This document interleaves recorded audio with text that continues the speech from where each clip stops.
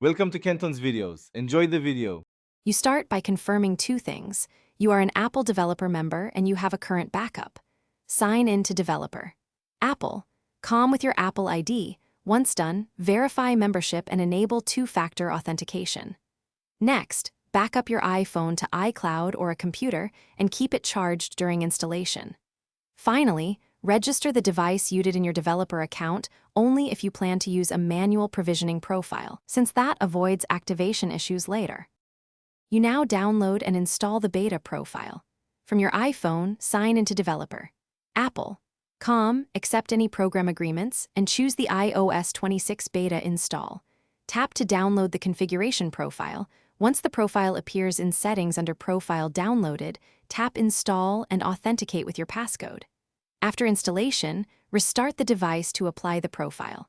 Make sure to remain on Wi-Fi and plug-in power. The beta update will appear in Settings, right arrow General, right arrow. You finish by installing the beta update itself.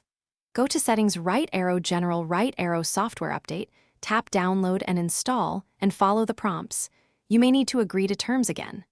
Once updated, inspect apps for compatibility and restore data from your backup if something didn't migrate. If the update fails or device is stuck, try removing and reinstalling the profile, rebooting, or using recovery mode via a Mac or PC. Those steps usually resolve most installation errors. Thanks for watching. Consider subscribing if we helped you.